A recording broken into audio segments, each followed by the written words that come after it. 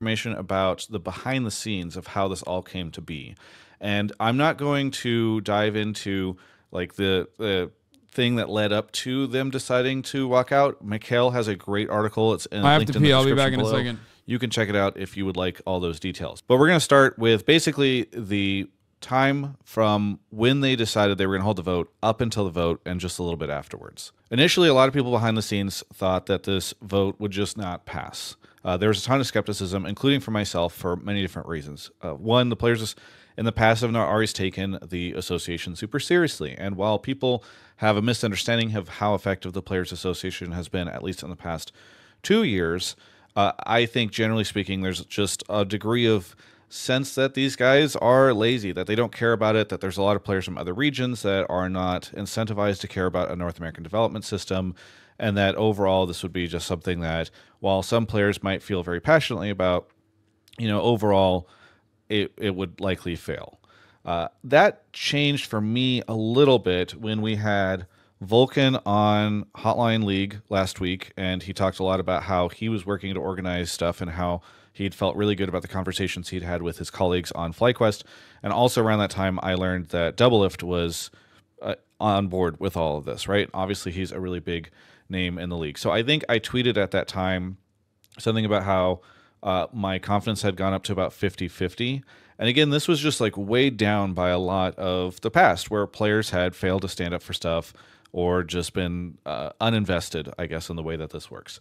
But either way, we got eventually to yesterday. And that's where things started to really heat up because I started to hear from multiple sources that Riot had been reaching out to the teams and basically telling them that games had to be played on Thursday no matter what happens.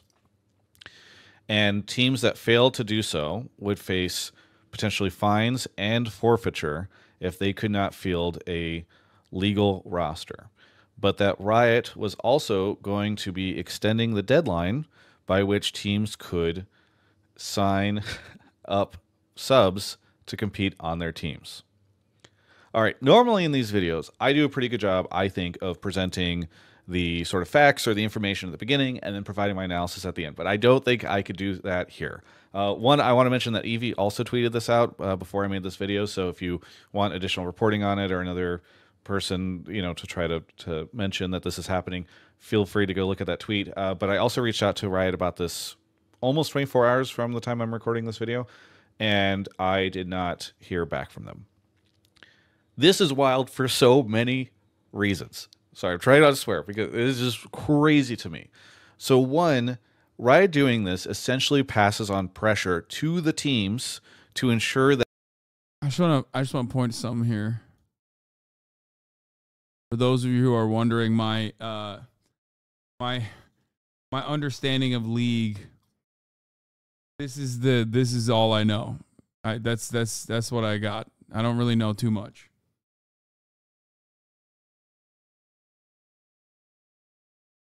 For information, they probably always get back. Travis is like an OG LCS journalist.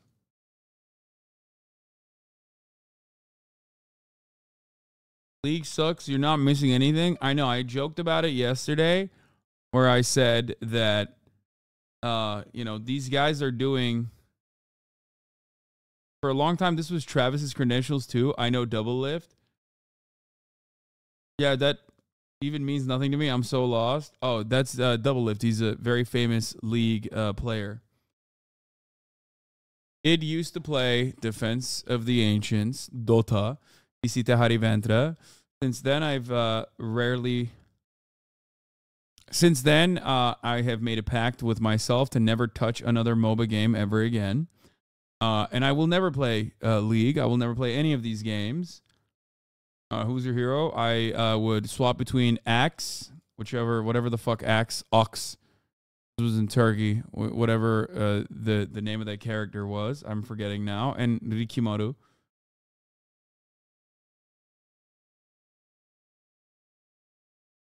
Notice how both of those characters have crit damage. One from behind the back, and the other from crit damage that is if you got hit a lot. I was a crit cheeser. Anyway, How toxic was Dota in Turkey? It was really bad.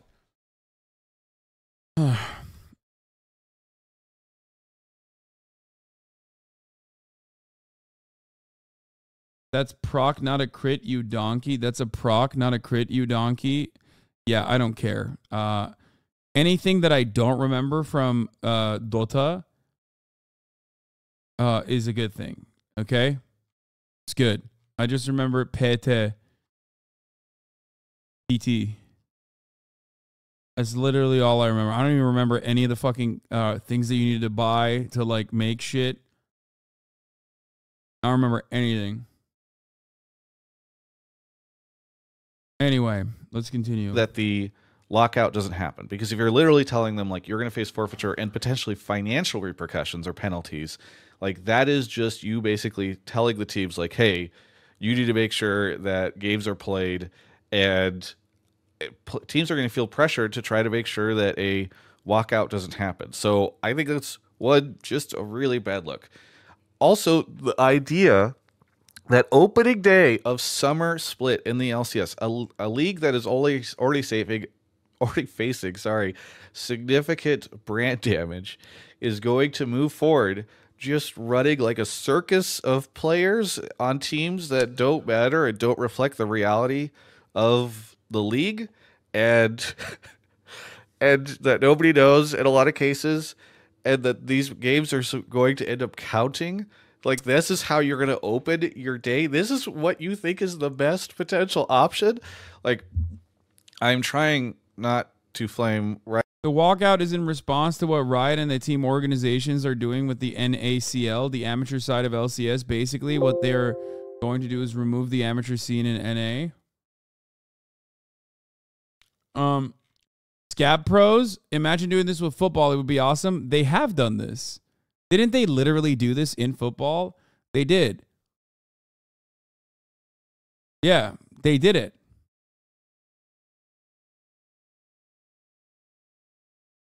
Yeah, I think they brought in like players from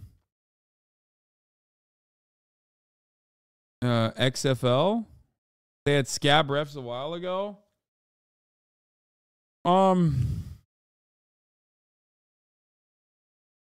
Anyway.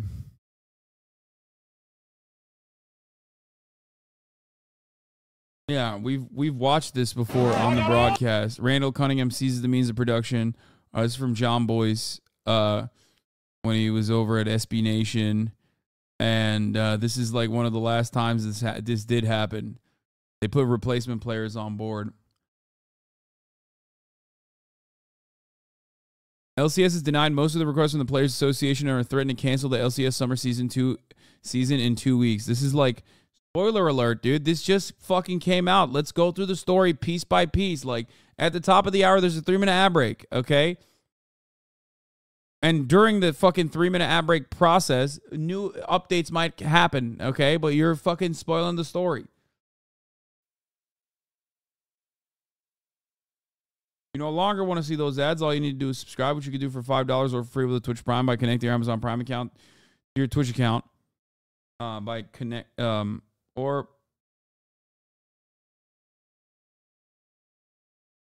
getting gifted a sub. Speed Racer, thank you for the 5 get the subs, allowing 5 people to no longer see the ads at the top of the hour. Here's a 3-minute ad break now.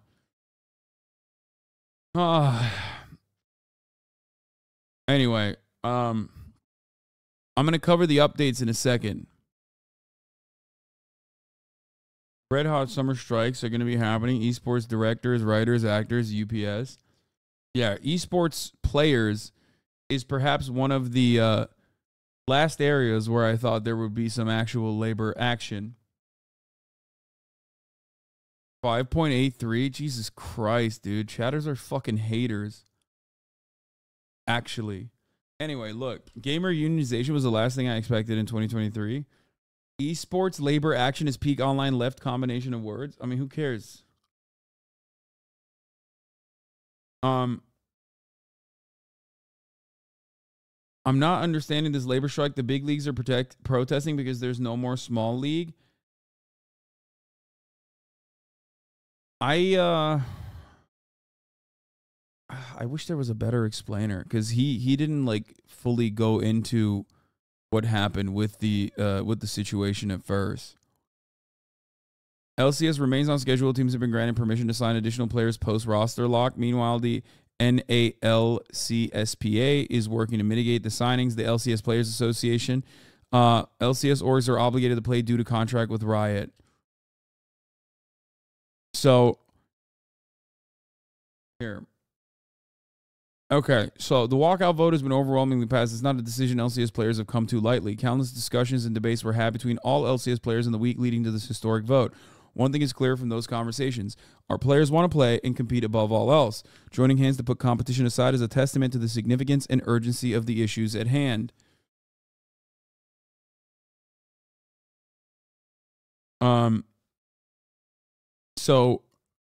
We stand at this. Okay, hold on. We stand at this impasse because actions were taken by Riot without prior communication or discussion with the LCS players. The LCSPA sincerely hopes Riot will avert this walkout by joining us in the coming days to have an open and transparent discussion so that we can forge collaborative solutions and ensure the best futures for the LCS and NACL. So, what is it? It's like as far as I understand, correct me if I'm wrong. There's a minor league and then there's a major league, right? I'm using like really stupid terms here, but there's a minor league that you advance into the majors from, okay? And Riot decided to yeet the minor league without talking to the League Players Association, and that's how it's not a promotion. It's more so you're just farmed out from the amateur league into the majors. Right? Like you farm. They scout the minor leagues. It's similar to baseball in that regard. So, and the LCS pros, considering a lot of them are from that minor league that they were farmed out from, they're striking with their friends, just got fired when they were told they wouldn't. Plus, they use that system to get to pro in the first place. Getting rid of it ensures no more path to pro for native NA players.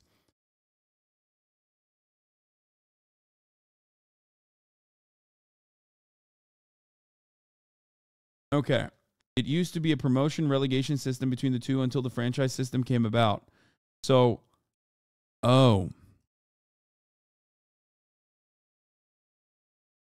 think of it if NA got rid of AAA baseball and only grab players from elsewhere. Here's the timeline with updates. Okay. This was a very long post that I didn't want to read, but I think it's good to get a better understanding of it. And organizations don't want it because they have franchise spots that they're paying a lot of money for, and they want to just like pick whoever they want. Is that what it is? Unfortunately, the LCSPA does not have even close to as much power as traditional sports player associations that are true unions. It's honestly going to be very difficult for the LCSPA to get the demands they want from Riot, given the current poor financial situation for all North American esports organizations and Riot's esports arm at the moment. If you need any specific details on the situation, let me know, says Slasher.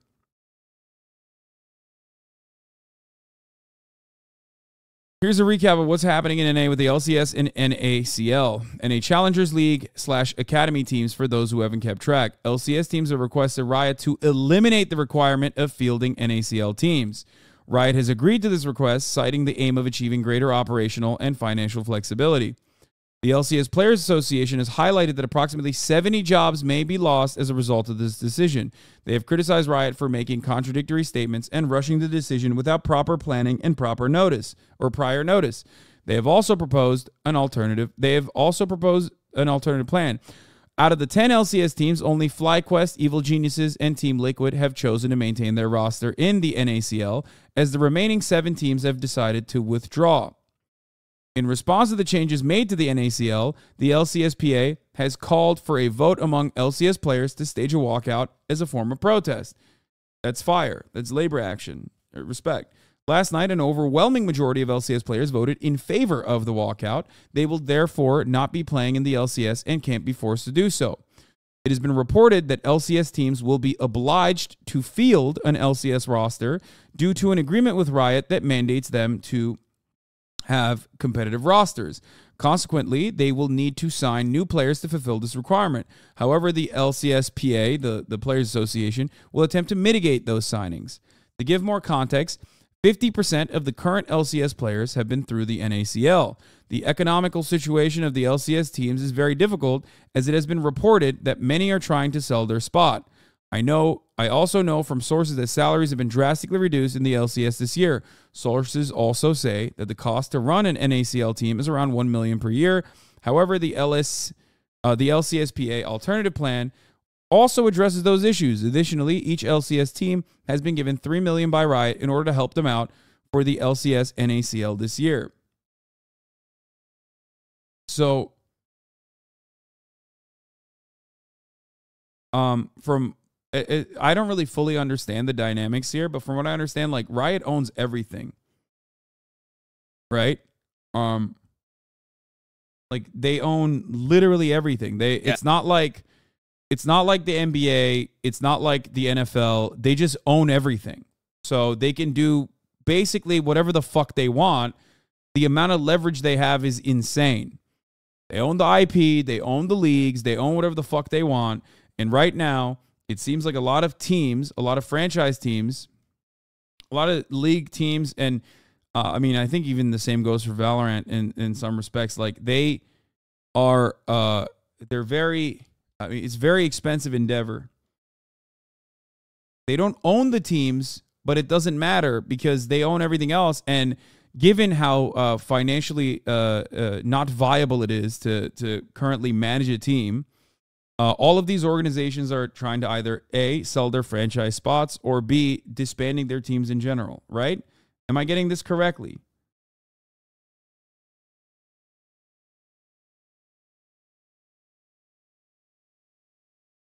But it's not like they can go and make their own league because it's League of Legends. Riot owns it. Riot owns the IP. Like, imagine if someone owned the IP of football. You know what I mean? Like, and like, if you wanted to go outside and throw the pigskin around, they were like, no, you can't do that. I've heard rumors that LCS teams are even trying to pick up the fired NACL players to fill the walkout players' spots. Riot sees esports as a marketing division and is incredibly protective over their control over their product. It's also important to remember that League is way more popular in Asia, and the North American League has always been seen as extremely weak and even unproductive. So, Riot doesn't own the teams, but Riot owns the spots in its own league, and they sell those spots to other. Teams that buy those spots, and those spots are actually, if I'm not mistaken, pretty fucking expensive. So, some companies have decided to even sell those spots to other teams instead of maintaining a League of Legends team. Right? Is that correct?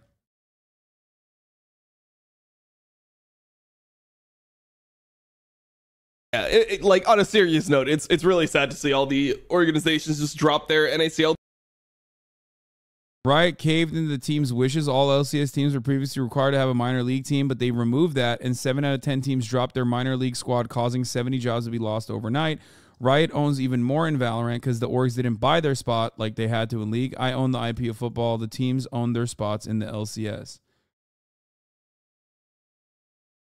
Teams. I mean, part of the reason why franchising was a thing, the whole reason that franchising started was because the teams leveraged the fact that franchising would allow them to explore North American talent. That they would be able to build great rosters for the future. They would be able to invest in talent now that might not be great, give them the LCS experience, and then in like 2-3 years time they could be top tier players. But they weren't able to do this before because of relegations. You know, you were afraid to start one of these rookie players in North American, like a North American challenger player, challenger in terms of like in the Challengers League. You didn't want to start an academy player and have them run it down on stage and then you just lose your spot in the LCS because of it. It's one of the main things that was sold to you as fans. And then now they want to turn around and be like, you know what, guys, like we actually really do care about North American talent, but times are tough, the economy is bad, so we're actually just going to destroy our fucking pipeline of North American talent ourselves. and somehow that's supposed to be okay. When these teams, I love when people tell me about IW Dominate, like as though I don't know him personally. Like as though I haven't hung out with him in the real world. Like, yes, I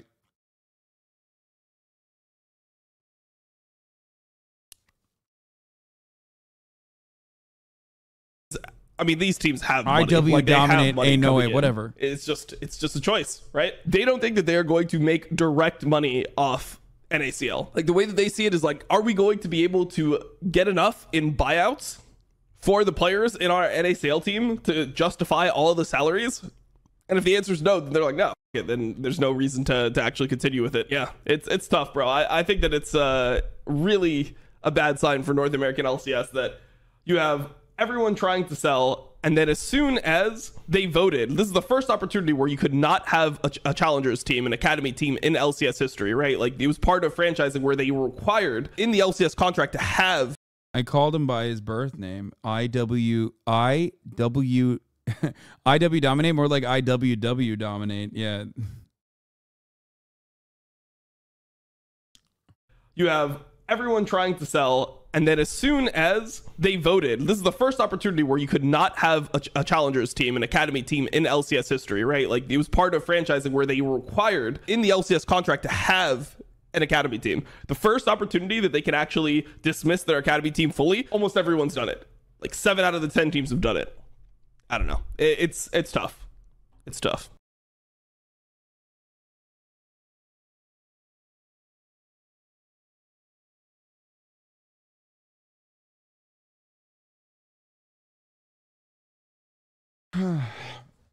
The only NACL is the salt that these gamers are crying, right? Gamers are gross. It must be stopped.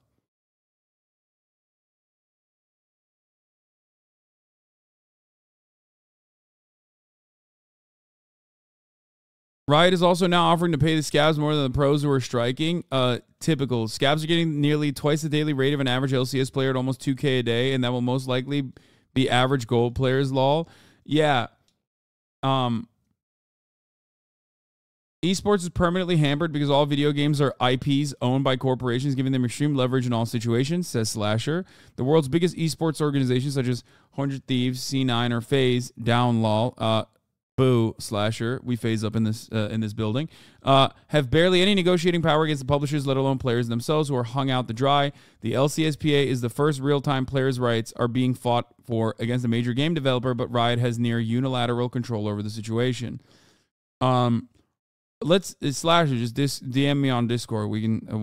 Let's talk, and then you can do a better job of describing the situation to me because of my specifically anti-MOBA stance. This is making it very hard for me to comprehend exactly what's going on.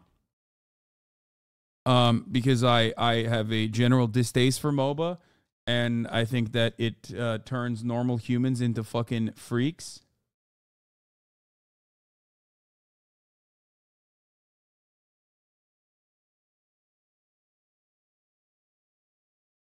You should make an esports team called the HasanAbis. Yeah, let me go and buy an esports team while this is what's happening. That seems like a good idea.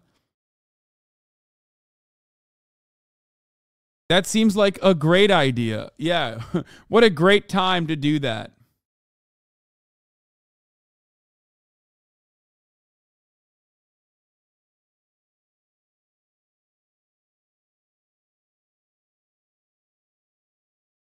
Can't think of a better time to do that. I have a bridge to sell if you're in the market. Toast literally just bought. I messaged you on Discord. Toast is only losing $1 million per year on esports. I think is a good idea for a team. Yeah, that's insane. That seems insane. That's crazy. I can't begin to explain how crazy this is.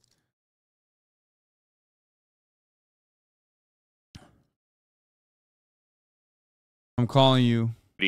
And for Overwatch, and they forced Wait, I have a question for you before we move on. Yeah, sure. Is the structure different in Asia? Like, do they have farming programs and like lower leagues that people farm out of, or is it also franchised? It used to be, and this is the first year Riot actually enforced that both Korea and China would be like America, and that they have to have franchise leagues. But historically, they have always had a great tier 2 system, which went right into the tier 1 system. So Korea and China had the relegation system, but Riot forced this new franchise system for League of Legends into Korea and China. They actually learned a lot from all this, and Valorant does not technically have the exact same system that League of Legends does. They have what is considered a partnership system, where you do not have to pay for a slot, and that Riot can kick you out. In League of Legends and in Overwatch and Call of Duty, you had venture capitalists and you had traditional sports owners like the Kroenkes, who own the Rams, and I think they own Chelsea. You have the Wilpons, who have the New York Mets. You have the Kraft, who own the New England Patriots. They were all really good friends with Bobby Kotick, the piece of shit CEO of Activision Blizzard, and he was able to get them to buy into the Activision Blizzard leagues. The same thing kind of happened here with Riot, where like the Golden State Warriors own one of the slots for the LCS, for example. So in LCS, people had to pay $10 to $15 million to own the slots. And Activision Blizzard, they were able to scam owners to pay $25 to $30 million for each of those slots. So the owners do own the slots in this franchise league. In Valorant, for example, the difference is no one paid to get into the Valorant League. That was an invite, right? That's like Yes. Invitations from Riot. That hand select whichever teams are allowed. But then also there's a secondary league that, in order to get to, is Challenger, is it, or the championships, VCT? In order to get to it, there's like a second league, I guess, with like other it's called Ascension. Other organizations that didn't make it or didn't get an invite were able to compete their way up to the VCT, right? Yeah, so like Charlie and Toast and Ludwig's teams, they're in the secondary league. You can, by winning the Ascension, get into the partnered league. So Riot actually did learn from their fuck ups from the franchise League of Legends stuff and did it totally differently for Valorant. The difference is that Riot can at any time kick you out of the partnered league if they do not feel like you are holding up the demands that you entered into when the partnered organizations first got onto the league. Like G2 wasn't originally going to be a partnered team in the Valorant league because they lost their slot, right? Like they were originally invited and they lost their slot due to Andrew Tate and the owner of G2 being a massive Andrew Tate dick rider. I don't know if you knew this or not, but he also used to always try to hang out with me every time he was in Los Angeles and like tried to sign me multiple times to G2. Good thing you said no to Carlos. That's fun. What Carlos that's a little fun fact for you. Which I always thought was so strange that he made that jump from like being a fan of mine to being an Andrew Tate fan. Well, now he's not paying child support and he's not seeing his kid also. So things are not going very well for Carlos at the moment. So you did a good thing. Well, maybe I did a bad thing. Maybe if I hung out with him, he wouldn't have been a fucking Andrew Tate dick rider. You could have saved him. You could have prevented this timeline. So anyway, yes. So Valorant is a little bit different. Riot did learn from their mess ups with the this whole League of Legends portion, and they did things differently with Valorant. However, League of Legends and then Activision Blizzard with Overwatch and Call of Duty are all franchise leagues. But as I was saying in chat, the difference is with traditional sports, these are video games that are IPs that are owned by mega corporations.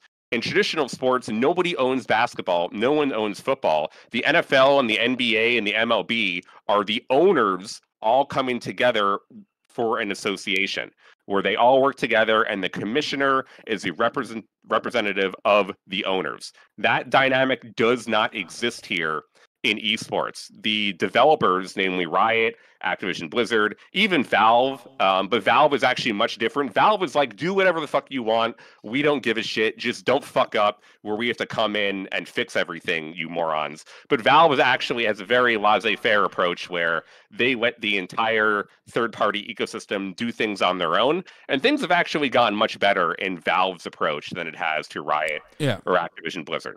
However, they still own the game. Gaben is the GOAT. Gaben is the legend. Gaben is the GOAT. But things are still, it's better in Valve's way, but they still own Counter-Strike. They still own Dota. These mega corporations, these game companies still own the IPs. So they make all of the money when it comes to revenue. Most of the money the game developers make is through in-game microtransactions. And that has gambling on CS:GO crates, or in Valorant's case, me buying every skin imaginable, even though I'll never fucking rank above silver. You've bought everything, of course you have. How much money have you given Riot to China? Dude. First of all, the China angle is nullified in my case. Knowing that it's a Chinese company makes me only want to buy more skins. Okay. Okay. Yes. I am a big fan of Chinese prosperity and the real top Xi Jinping. If anything, this is really not like him. Mr. Xi, please put down your phone. This is not like you. You spread love, not hate. Don't allow these players in NA to be cast aside like this, is what I would say to Xi if he was watching. Now I know where you get all your big donos from. Yeah. China has single-handedly made the Counter-Strike skin market explode like 300 to 400% in the last couple of years. So you're on the right path. And all those Oilers are now China Oilers. So you're doing a good job, Hasan. I'm proud of you. Yeah. So anyway, whatever. It's a Chinese company is irrelevant in this process. So Riot owns the IP, so they have full control over whatever the fuck happens. They can literally shut you out of the game if they technically wanted to, right? Like they could IP ban you if they wanted to. Yeah, they can do whatever they want. Yeah, which is insane. Like you can't get banned from playing football. Like you can get banned from playing in the NFL, but you couldn't get banned from playing football. Like that's not a level of control that the NFL has over just the game. And if you're Tom Brady, you can do whatever you want. Yeah. Well, regardless, so they have a lot of control and they're exercising it in this situation. Let me I guess explain it one more time, and you can tell me if I'm wrong on this. So there's in NA they decide to do before the franchising, they decided to do, or while the franchise spots were in existence, they also decided to create a farm league, right? Yes. They decided to make like a feeder league or a farm league where you could get scouted from and you could get into the franchised league slots, right? Yep. And a lot of players, from what I understand, players in the players union and players inside of these, the professional players who are in these franchised teams, were coming from that league, from the feeder league. Right? Yeah, a good amount. I mean, part of it is that North American amateur talent and the entirety of the North American scene is so poor that the franchise leagues usually opted to bring in imports from Europe or Korea or China instead of bringing up the academy players from these challenger teams that we're talking about. But though this is the fault of the organizations themselves, they could have brought up more talent from the amateur challenger scene into their franchise league, but they're always so enamored with bringing over a star talent, or I would say a wash talent from Korea, China, or Europe instead of bringing up North American players. But yes, that is generally what happens. Okay. So what's the reason why they decided they decided to just completely nix the other not the non-franchise league in its entirety? What's the conflict here? But the organizations, came to Riot. Much of this was the esports organizations themselves: 100 Thieves, TSM, Cloud9, etc. Because of the such poor financial state of the entire industry, where venture capitalists are leaving, sports owners are, selling their stakes in these teams. Sponsors are heavily leaving and they're not renewing their contracts because of, the dire state of the financial stability. That caused all the organizations to basically come together and ask that they no longer have to be forced to pay the secondary team. And alongside this, as I mentioned earlier, North American League of Legends in general is not really doing a whole very well in terms of like the total player base or the total viewership. So it was really like the organizations pushing for this, but it was also Riot, like, kind of somewhat agreeing, considering they do control everything. They did have to agree with the organizations that this is a waste of money from their standpoint. It is not worth supporting the tier 2 scene and the academy players. Okay. On one hand, I understand. Yes, esports is kind of screwed at the moment, and things are not going well. However, I do not have sympathy for one, Riot, several billion-dollar corporation. They are, especially with Blizzard's downfall, they are pretty much the #1 with Valve PC gaming company in the world, and they make a ton of money off of their games from League of Legends and from Valorant. I don't have a ton of sympathy in them not being able to support a couple $1 million here and there for these players who want to keep their jobs. And two, these organizations sold false goods to the venture capitalists, to the sports owners, that esports is going to be bigger than sports, and that, the League of Legends World Championship is going to be bigger than the Super Bowl. That was always bullshit. That was never a real thing that was happening in our industry. But, all of these big esports companies sold this false reality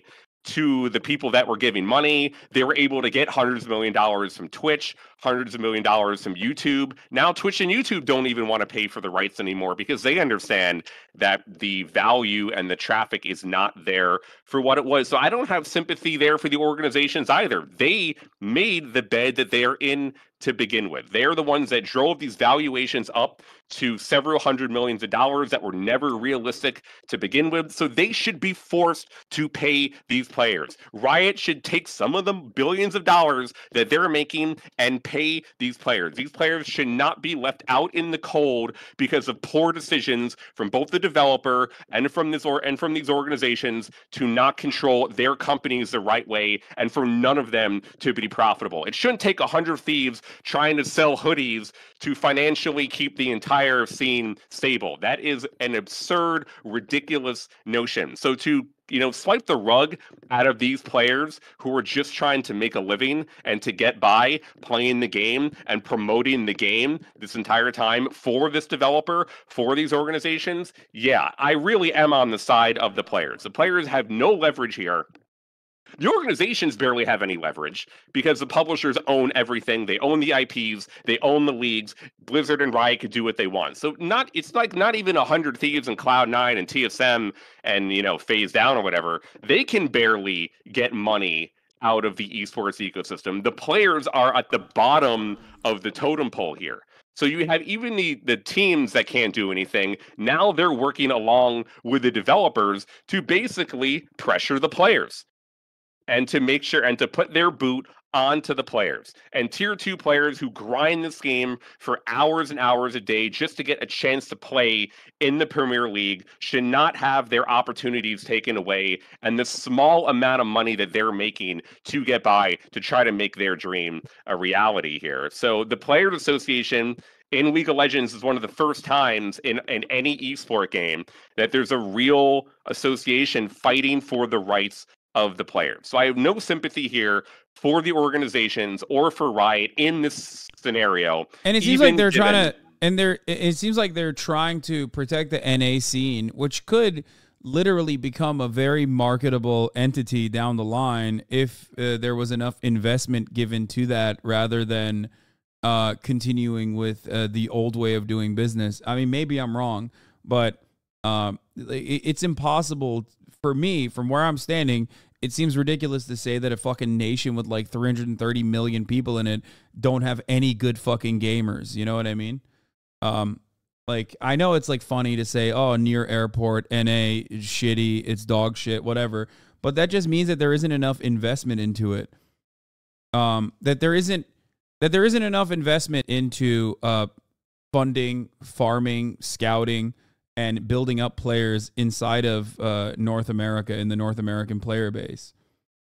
I mean, look, I've been in this industry, in this community for over 20 years. I have been all aboard the Americans are not as good because of our culture, because of our work ethic, because of the lack of total players here, because of high ping, bad servers, bad scrim time, not enough teams to scrim, not enough teams to schedule. There's a laundry list of reasons that American teams and players do not do very well, let alone in League of Legends, but in all international esports, whether it's Valorant or Counter-Strike or Street Fighter or anything, American players or teams just traditionally have not done as well. However, if we want Americans to eventually, and a North American team to eventually win the world championship, how would, totally carving out the tier 2 amateur scene help get to that situation? This is only going to make things worse.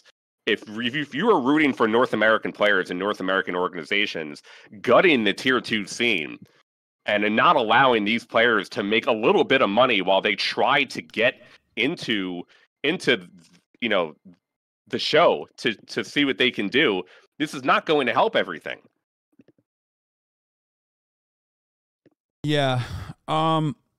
So you're on the side of the player other than this one.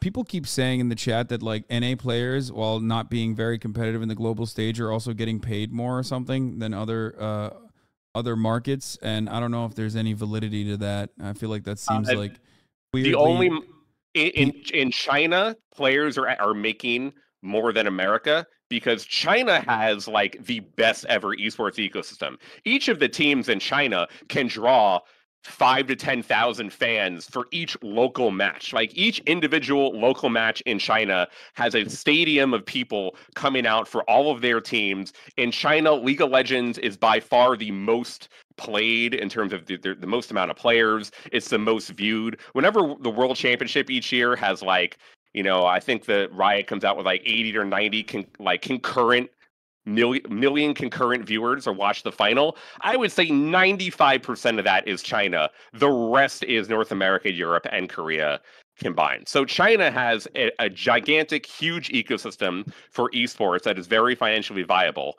But number 2 is North America, because that's where all the money is. All the big sponsors are American. All the like big VCs and traditional sports owners are American.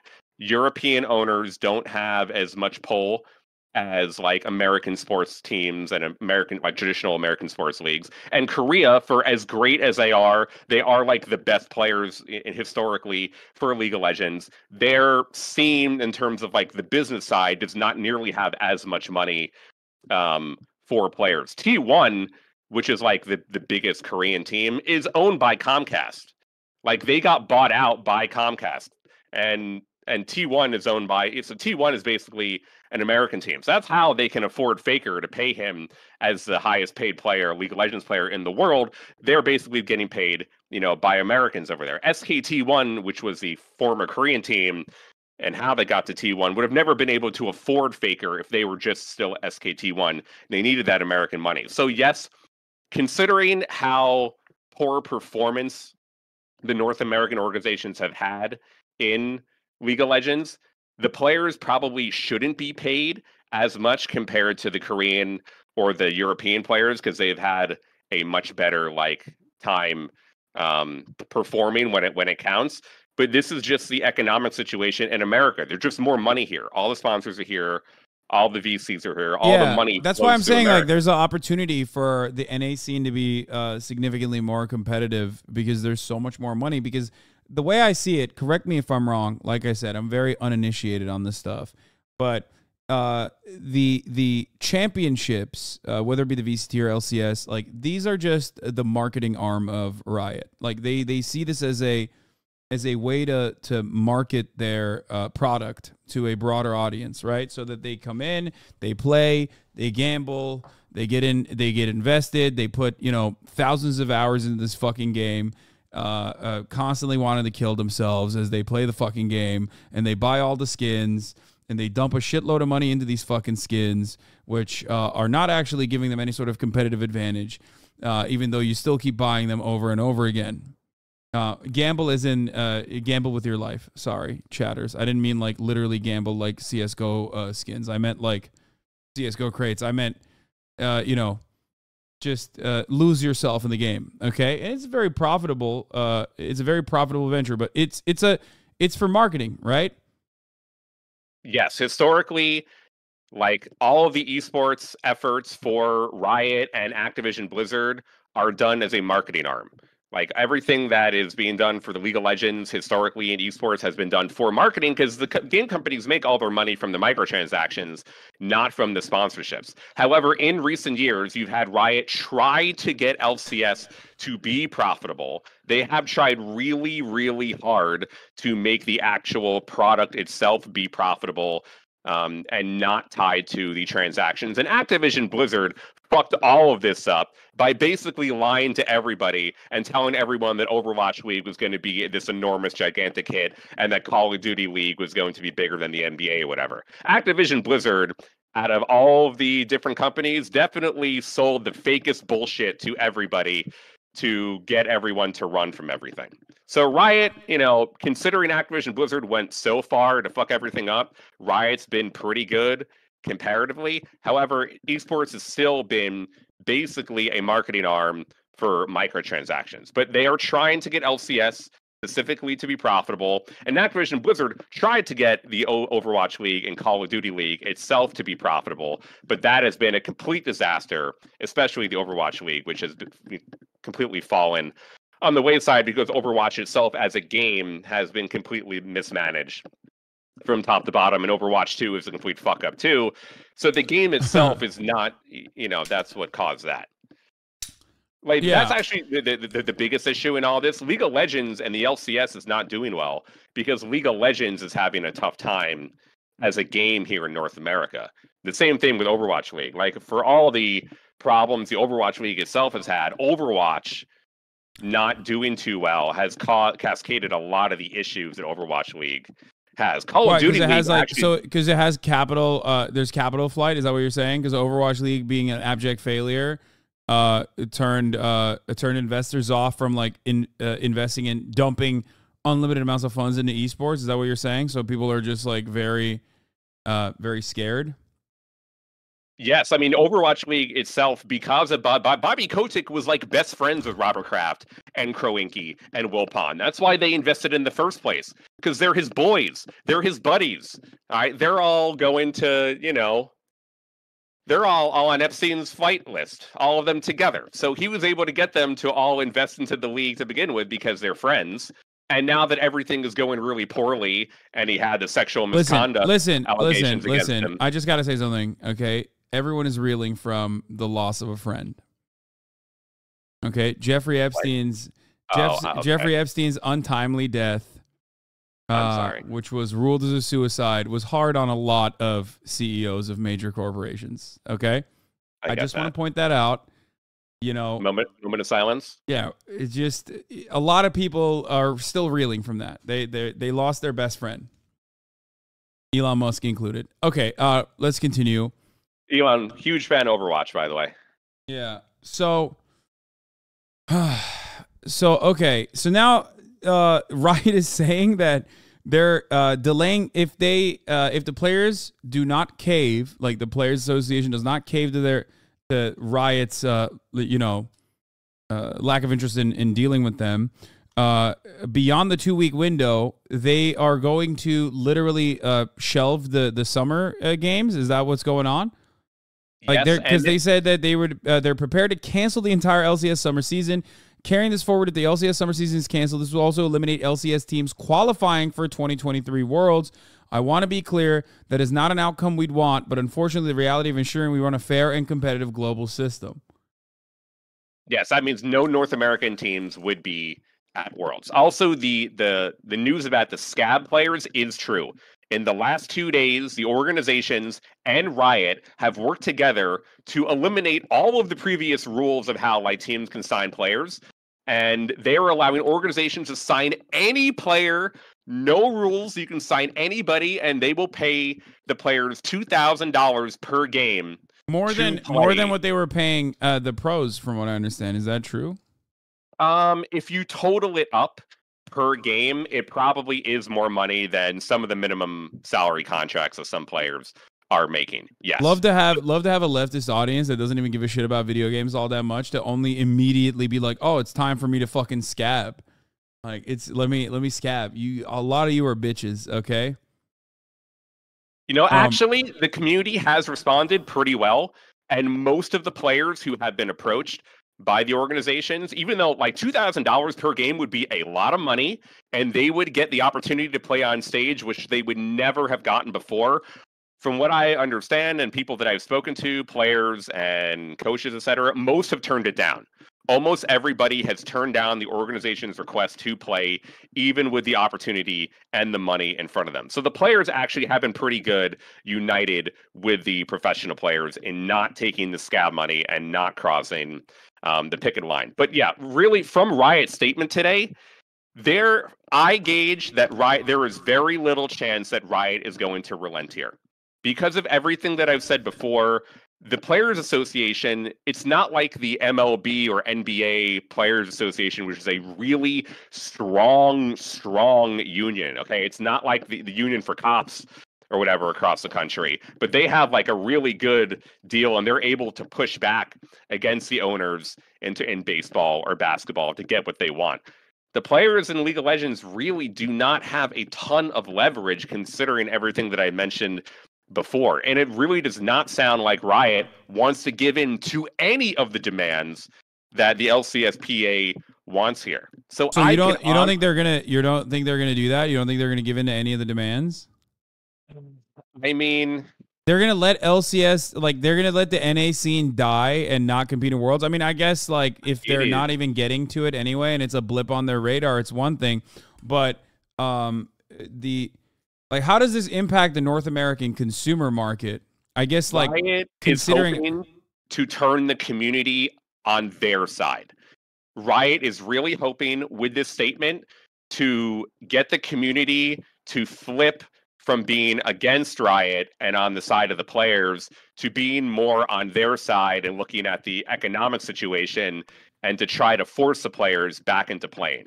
That is my reading of what they're trying to do here.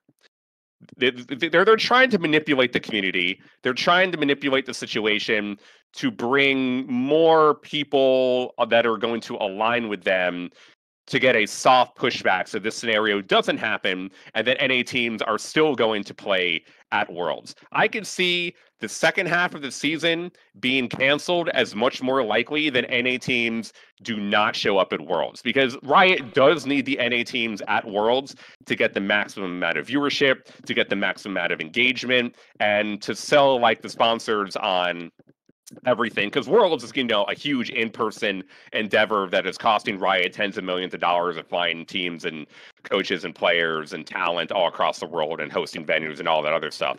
Canceling the second half of the season is probably more doable and less of a financial loss from Riot. So I could see that scenario happening where the second half of the season is pushed back even further or canceled, but they are hoping to get as much of the public on their side so that the teams, because they want the viewership. It seems like they want the NA viewership. They don't give a fuck about the NA players.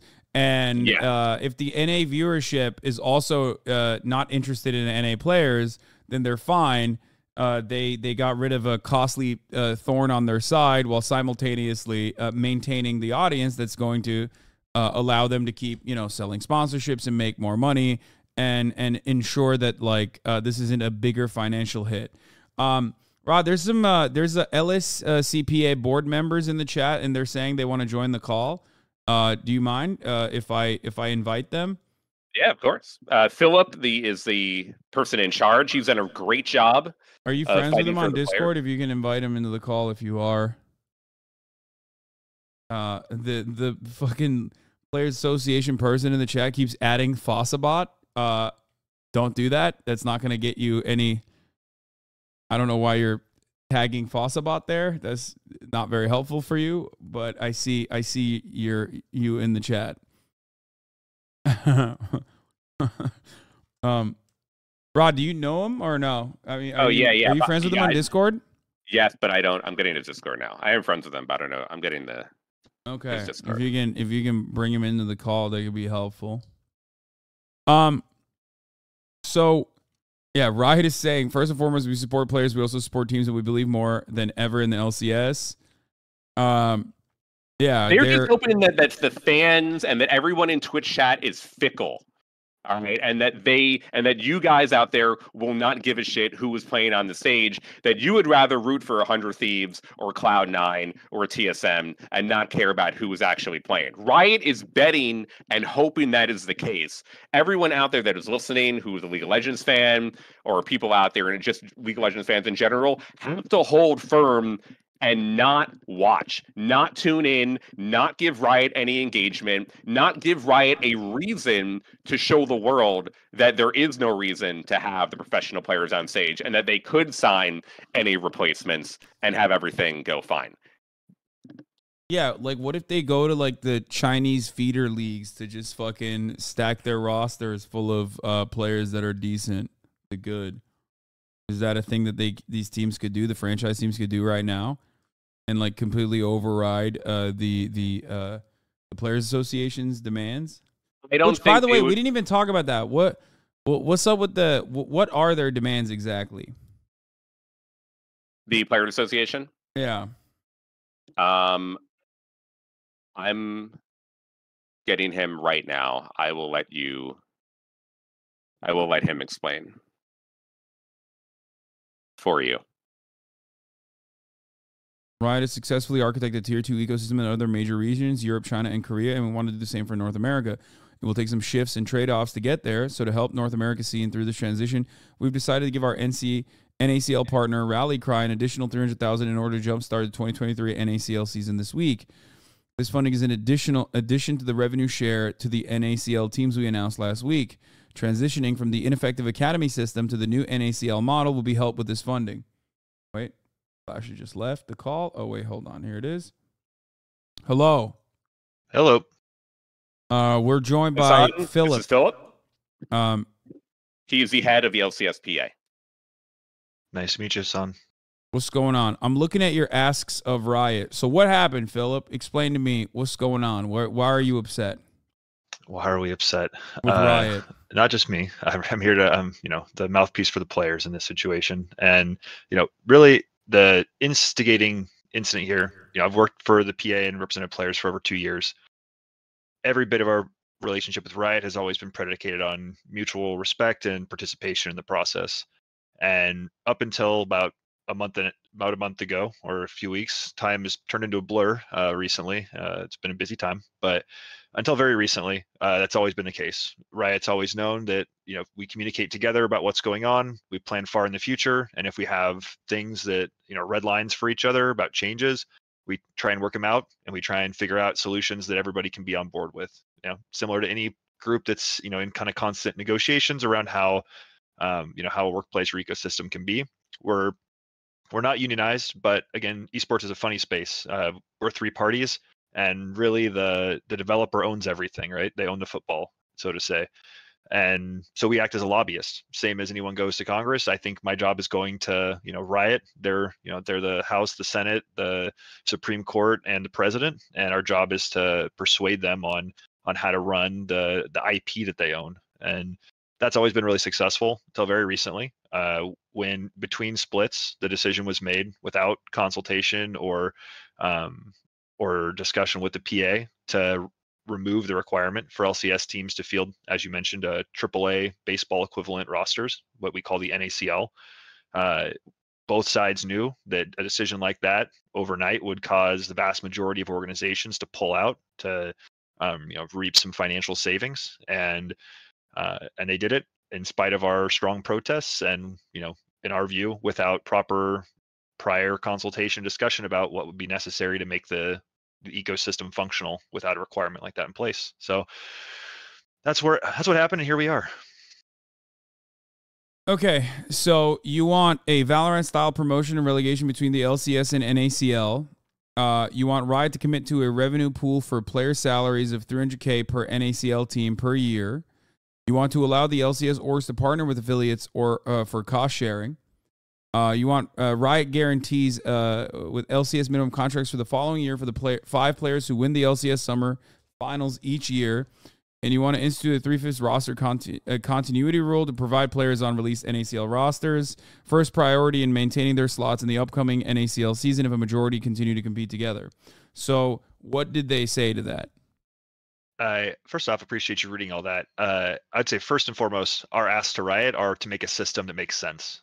That's sort of the first and foremost. These points are, they're asks, and they're also the start of a conversation about things we know would actually solve the problem. To what Riot has said to these, everyone can see Riot's public statement from tonight. What we care most about in that statement is that, and behind the scenes, we met with them before their public announcement tonight, and there was a commitment from them in the statement and behind the scenes to continued conversations and negotiations. We're going to be meeting with them tomorrow. I'm waiting on a time and checking my email to see when we're going to set up a time to talk. And I am going to say that my focus is making sure those negotiations are fruitful. We have long believed that it's about making sure the system makes sense. We've never claimed that the rule that required teams to field a third party or to field a AAA roster, the NACL, was a good rule, but it was the best solution to a bad system. Slashers talked a little bit about franchising and the issues that it creates in an ecosystem and, market inequalities. If you want to get all capitalist, it creates disincentives to be successful or competitively successful. And it disincentivizes developmental leagues unless you require the people who are staked in the game to participate. So that's what we're asking for. That's what especially bullets 1 and 2 are. It's saying, hey, we need to put a system in place that actually will encourage people to participate and ensure that North American talent pipeline doesn't dry up overnight. So that's the core of our asks. Yeah. Why do you think they are behaving in this unresponsive way, and they're trying to implement the nuclear option of even tanking the LCS in its entirety for this season? That's a good question. We certainly don't agree with the manner in which they posted tonight. Our preference would have been to post about the positive things that we're both working towards, which is delaying the season to lower the temperature around the scab movement that was put into effect after we announced our walkout. Once we announced our walkout and teams started reaching out to scabs, we saw undue pressure and coercion from teams to try and make players disclose if they were walking out, to pressure them not to walk out. Some things that have been reported recently that we can't speak to details because of personal situations, but it has been a dangerous thing that Riot put in place. And we asked them to delay the season. We said, lower the temperature so that we can meet and we can actually come to solutions. And we don't spend all of our time convincing Diamond 1 players not to take the stage in a sham fashion. So that was first and foremost. I think their statement today is overly aggressive and doesn't set the tone right for going into these negotiations. But at the end of the day, my job is to do the work and go and meet and get ourselves to a place where our players can feel comfortable about going forward and playing. We want to play, and we just got to see they're going to put us at the table, and they're going to actually listen to reason about what needs to happen for the scene to work, because the community is with us on this. They know that what's happening is not good for League of Legends globally or in North America. Okay. All right. So how do we move forward here? If you're in the public, I think your voices have been instrumental for us throughout this process. Solidarity has been huge. I mean, it's been incredibly humbling to see people who, I said Diamond 1, I wasn't joking. I've had a Diamond 1 player reach out to me saying I was offered a job to go play as a scab. And yeah, Rod brought up, you can make a lot of money to do that. And the fact that we're here, that they realized it was impossible to run a broadcast without player support is huge. And part of that's the community. You taking and talking about this and talking about labor movements and the importance of worker solidarity is huge. We need more people to understand the importance of that. And yeah, there's a bullet at the end of this rainbow that says the league doesn't play if we don't come to an agreement in 2 weeks. That's a serious thing to put at stake in a conversation. But it also speaks to the power of players and the power of employees writ large. if people stand up at the end of the day, like the means of labor are what create the product, and there's no esports without the players. And so I think that's what I see today, is that they realize that, and it might have taken them a few days to, but we just need the community to keep loud and keep on the Riot about coming to real solutions. That's what matters. Like, if we're going to get this season going and we're going to get to Worlds, it's going to be because we work together, not because we stood up on Twitter and on posts and yelled at each other from afar. We got to get in the room and work. So, given your understanding of the situation, what do you think the likelihood is that the season will be canceled? Not going to comment on that at this time. So, sorry, I'm getting some other questions on the side as well, but I guess like you already mentioned, it's the people watching have more power in this regard than in normal circumstances when there's like some kind of labor action. I mean, I guess like the alternative would be to try to fill the franchise slots with scab players, which has happened in the past, even in the NFL, where the player unions do have, I would say, a little bit more power than the LCSPA does over the NFL, where they like brought in scabs. And it's not like you guys have the capacity to go outside of the stadiums and like beat the shit out of the scabbing players. You know what I mean? Like which is what they did in the NFL at the time in Philadelphia, if I'm not mistaken. But no, literally, that is what happened back in the day, Chad.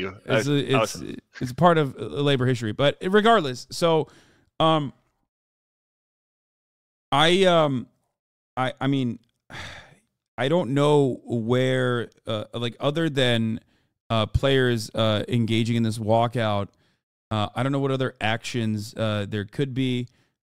What is the funding? I mean, I guess like part of it is there a strike fund or some kind of funding mechanism to help out players throughout this time that are a part of the Players Association?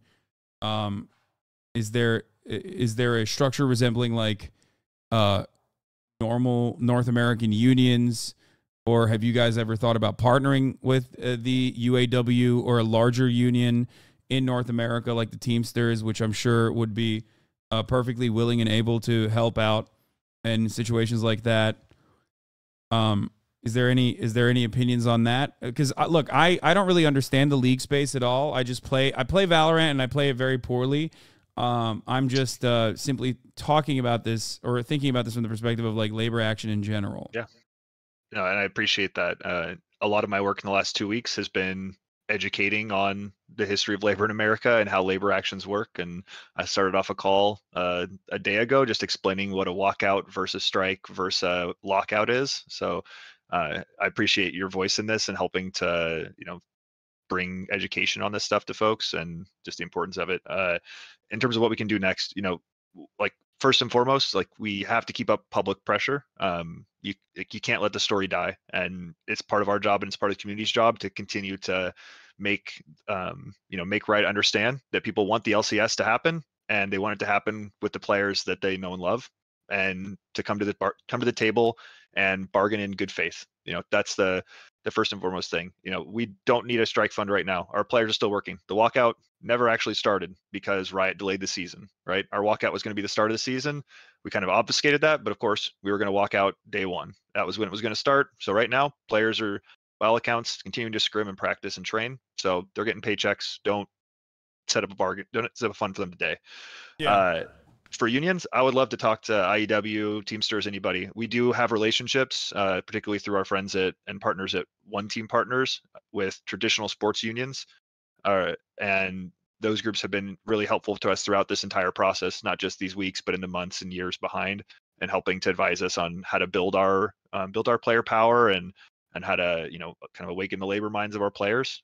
Obviously, it's been a big step for us and a scary one, but they've continued to support. And shout out especially to some folks who have spent time at the NFLPA, MLBPA, and MLSPA, and NWSL PA, and WNBA PA.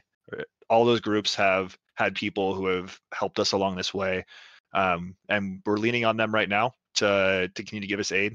We're talking about all of our options up to unionization, but it is very complicated because we're in a three-party system, and it's not typical in labor for three parties to exist. Usually it's employer, employee, and we got employer, employee, and developer. So it makes it more complicated in some really real and really scary ways.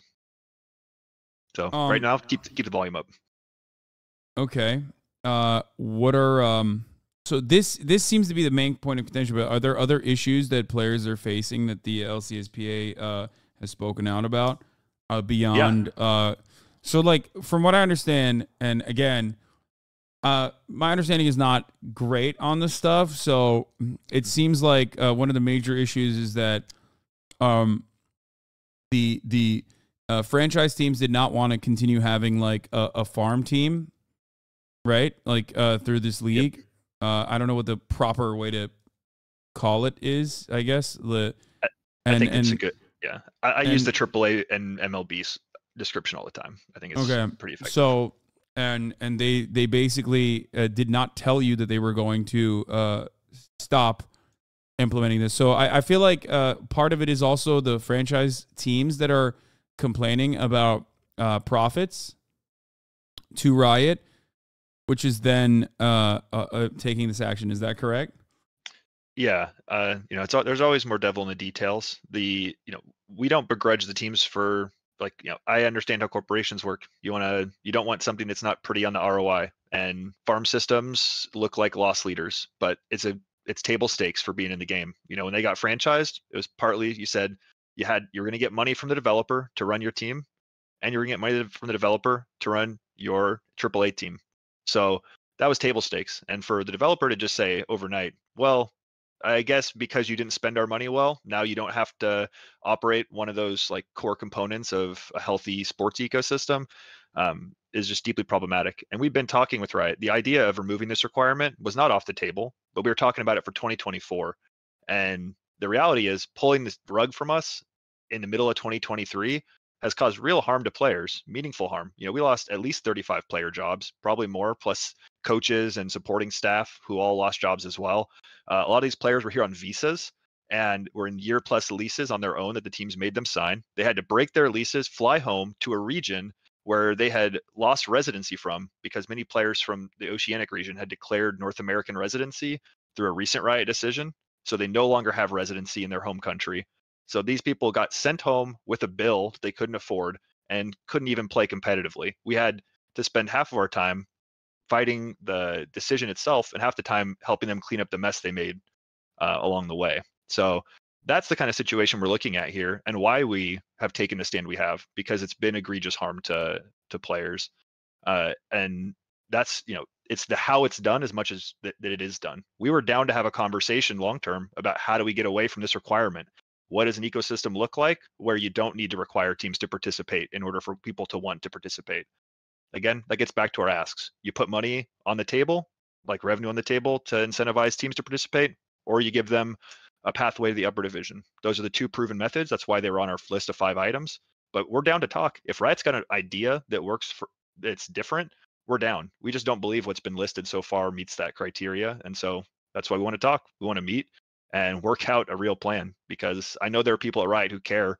They give a shit, and somebody's sort of forced the hand here in a way that we just don't quite understand. And we're hopeful the next 15 days are going to lead us to some meaningful discussions and actually get some outcomes. So I have another question about the team's involvement in this, like the esports organizations. Is it not true that they applied pressure to Riot to eliminate this, and then Riot responded? Not to take away any of the responsibility off the hands of Riot, but is that not another avenue for negotiations to bring the esports teams to the table as well? They'll absolutely be a part of it. At the end of the day, Riot's the one who makes the call on this stuff, and they're the judge, jury, executioner. Teams, we have no love for the fact that they received more money in revenue from Riot this year than they spend on player compensation. So the idea out of the gate that they think they cannot afford to operate their teams is comical. Like they're operating with C-suites and finance people. They should be able to run a budget. It's just that simple, and they should be accountable for that. And they shouldn't be given bailouts in this way for not being responsible. So they're absolutely accountable, and they're a part of the conversation. But we look again to Riot, because Riot had the choice. The teams voting means nothing. They're an advisory capacity in the same way we are. Riot had 100% autonomy to make this decision. So, we look and understand that they're the power source, and so we're not going to, put more energy than we must into a group that doesn't have real power in this situation. So for the Players Association, what's the makeup of the Players Association? If you don't mind me asking, like, is it on the leadership side? I assume it's like democratically elected, yourself included. But are there, like, who is in the makeup of the board? Yeah, so I'm not elected. I'm hired by the executive committee of players. So we have an executive committee of 5 players who are democratically elected by their peers, and we have a board of directors of 5 community members who have professional experience and background that help to advise and support the players pro bono. Really appreciate all of them. So those, the executive committee is who hires me, and the board was established by them initially, and then the board has self-selection privileges for replacement. So that is the general structure, but the power is held in the executive committee. I'm a conduit for the things they decide. I can run by their names, but I'm not sure as a low-level Valorant player if that's helpful for you. Okay. All right. That makes sense.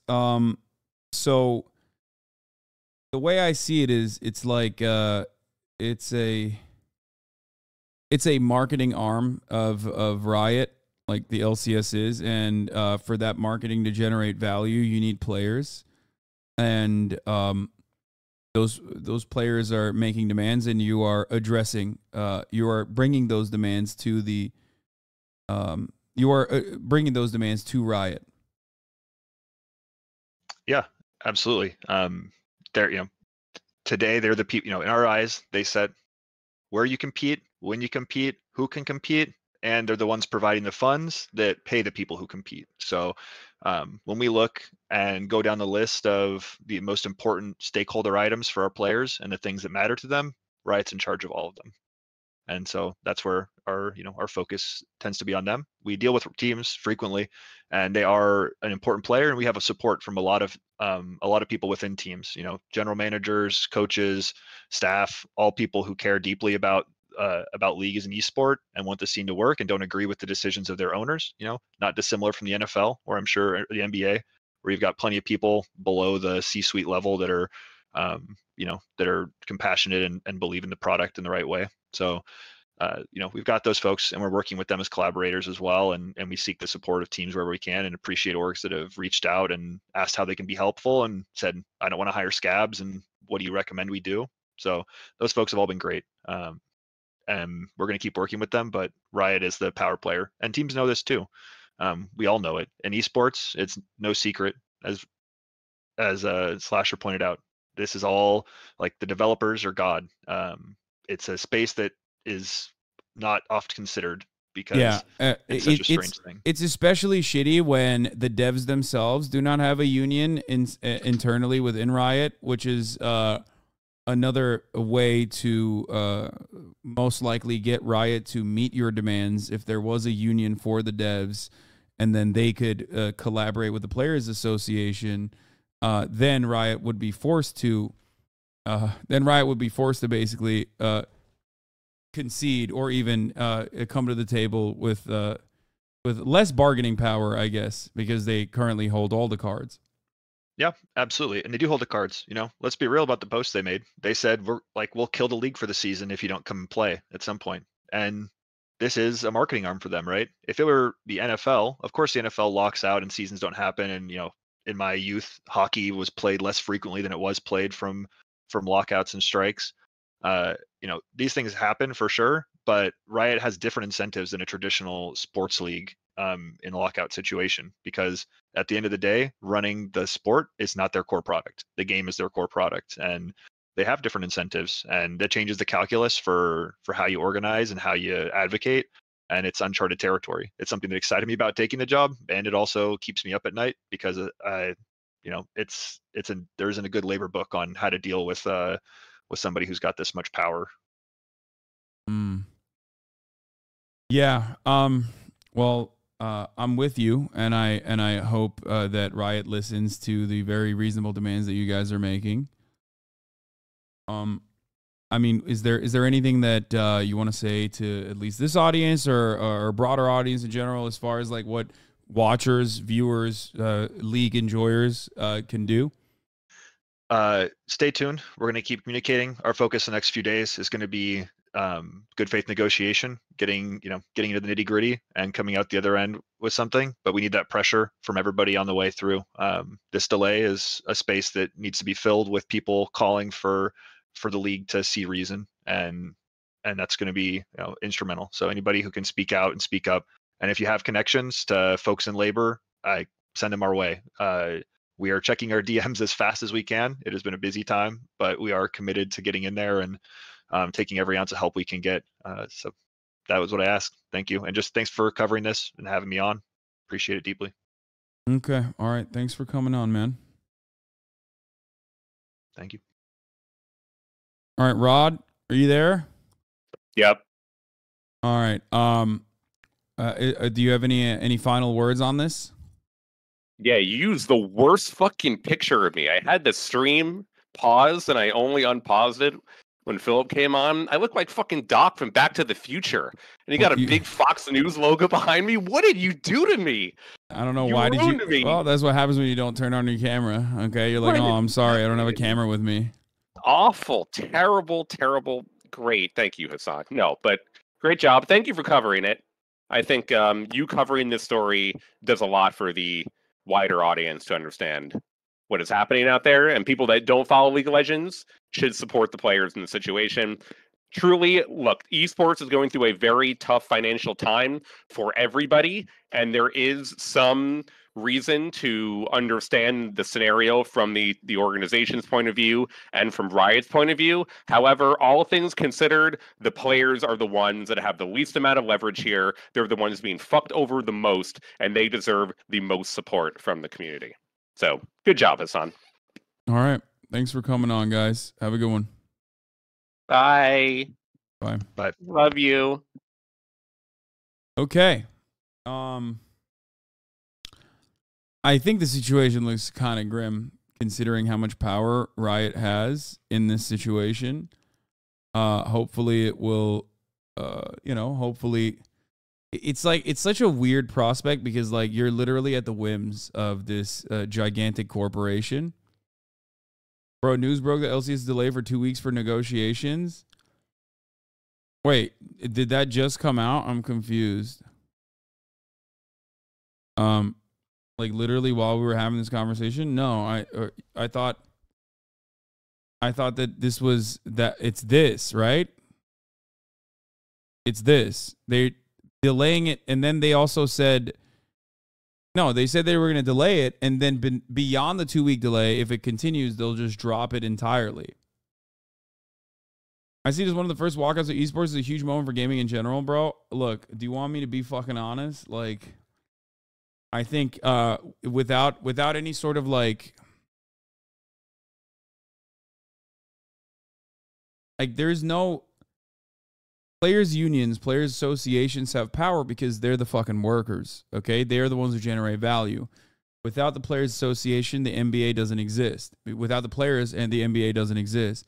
But LCS could potentially be dropped, it seems, by Riot, and not really thought about as much. And given that there's no internal pressure generating value, developers themselves doing something, refusing to work or anything like that, or like a developers union, also internally pressuring Riot to continue, the Riot to meet the demands. It seems very, very difficult. The value comes from, skin sales. Yes, I understand that.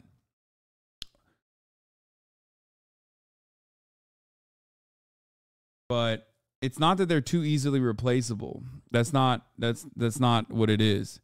It's not that they're too easily replaceable. It's that like, how are you going to walk out of a video game? There's no barrier. You're wrong about that. They are doing that, and you can do that. It's just that, yeah, if Riot is seeing LCS as a liability and doesn't think that, like, if Riot sees LCS as a liability and the NA region entirely as, like, bullshit, is just, like, not giving enough, not leading to enough sales in skins and whatnot, I can see them making this decision, like this insane decision. I have a lot of thoughts, none of which Twitter provides room for context for. The one thing I do want to make clear is that I had no intention or interest in participating in the scab broadcast, so at least that is off the table. I think one thing that you could do that Philip did not mention is if you work in any part of Riot, if you're a broadcaster, if you are in any capacity working for Riot, I mean, this is like a lot to ask of people, considering that they are not a part of the, considering that they're not a part of a union, so there's no like real adequate protections.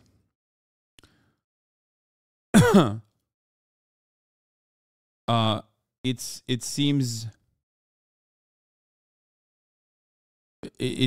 like it would be a big ask, but the one thing that people could do if they're working, if they're working with Riot in any capacity, they could make a big stink about it and apply external pressure. You know what I mean? I think some realistic ways Valorant players to walk out in solidarity because NA Valorant is much more profitable to Riot now. Yeah, but I don't think there's a players union for NA Valorant. You're right, though. That is, yes. Yeah, not just players, but also streamers, commentators, etc.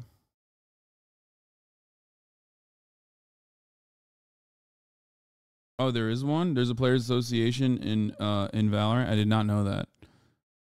An organization run by America's Valorant pro players, provide counsel and programs.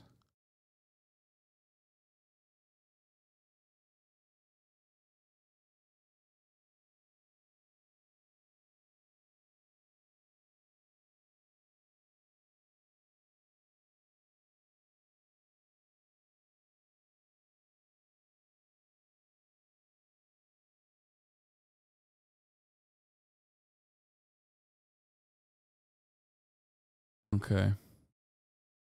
It's the same as the League One, basically has no power. Players Association is not a union. I know you know, but maybe some chat doesn't. Yeah.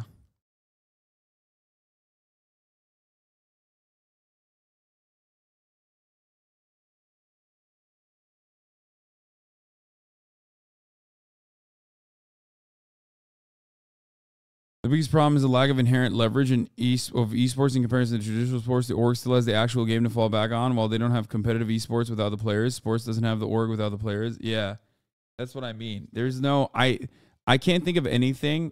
I can't think of anything that like is comparable.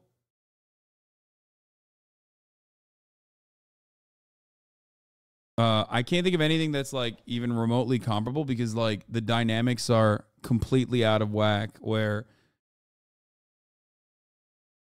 it's just like they have everything, you know what I mean? They hold all the cards. So as a players association in this situation, like all you can do is just basically beg the company to be nice to you. You know what I mean? There's literally nothing. There's nothing you can do in that regard. I'm glad the LCSPA put out a statement like this because it pigeonholes them. What? Right now, my biggest concern is the overwhelming majority vote. Why it was surprising is that it doesn't strike me as the overwhelming majority would actually want the NACL to remain a small thread. A large amount of players in NALCS are specifically because the NACL and talent developments as a whole have been a failure. We had arguments on how players feel threatened by second teams in their org throughout the history of EU-NA. Why would it change now? To me, I think NACL was a catalyst for the majority of NA players to try to secure job security for themselves. I mean, there's nothing wrong with that. The fuck? Like, wanting job security is not wrong at all. My biggest concern for the last 24 hours has been that the LCSPA agrees to Riot protections without NACL mandate. Riot would outplay them if so, and here's why. If you use NACL demands to negotiate better protections for yourself as LCS players, then leave the NACL in the mud, but get what you wanted. Riot would destroy the LCPA in a very real PR sense. PR-wise, the above tweet solidifies that the LCSPA must follow through with the NACL demands.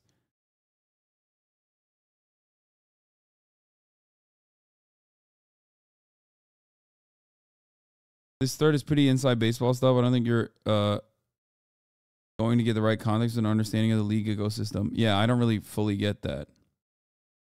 What is the? I also don't understand what the alternative is. I don't understand what the alternative is to having like a farming program like this. Cannot back off without NACL being remandated for NA players to develop in or Doom TLDR. I'm highly suspicious on whether the LCSPA is actually acting in any player's best interest at all, and I hope they cap themselves PR-wise into doing so. Otherwise, the most likely scenario is they back off on the NACL demand in favor of better LCS player protections. Import is they could tie it into challenger and rank in lieu of a farming program. Get players from Korea as an alternative. I think look, I don't know enough about this, but it seems like there's always an opportunity to because it's all marketing, right? It's all marketing. This is all marketing. The farm program is marketing. NA, like the LCS in its entirety is marketing. It's supposed to drum up support and get people excited to root for a fucking team, but then also watch League of Legends, a competitive League of Legends, and then turn around and then like purchase skins and play the game, right? Like that's their goal. So if that's the case, NA is a really powerful market for that sort of thing. NA might not have the best talent pool as it stands, or there might have been mismanagement by teams on their farming programs with the money that they got from Riot. But ultimately, it doesn't matter because, these things take time. It's a lot of money. It costs money. But all it would take is for one fucking super solid team to pop off and garner a lot of support. NA is not in the top 3 player races. No, I know. I get that. I understand.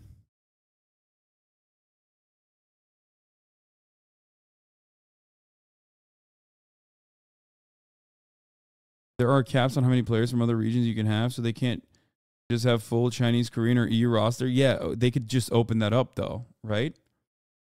And then the only issue would literally be... The only issue in that regard would then literally just be fucking visas.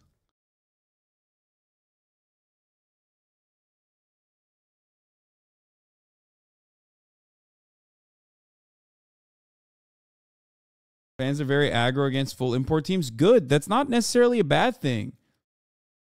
Having a full import team or fans being upset about having a full import team is not necessarily a bad thing, because that only shows, as far as I understand, that only shows that people want like NA players in the NA league, and the best way to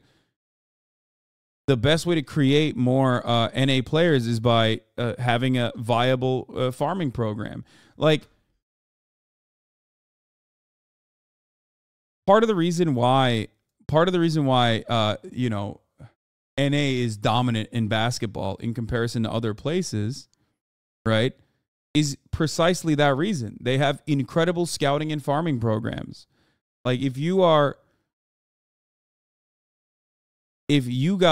a dude that's like halfway decent in any school playing basketball, they immediately get fucking put into a slot to possibly go to the NCAA. And before that, you didn't even need to go to the NCAA. You could go directly into the league, into the NBA. But you go to a good high school, then you go to the NCAA, and then a couple of years into the NCAA, you go into the NBA, right? Like that's because there are really good scouting programs, really good farming programs, like 5-star back in my day, at least when I played basketball in high school. Like that was, I think that was one of the initiatives. You know what I mean? Like there's a lot of stuff even outside of school that plays a role in this. It's the same for football academies in the EU. Exactly.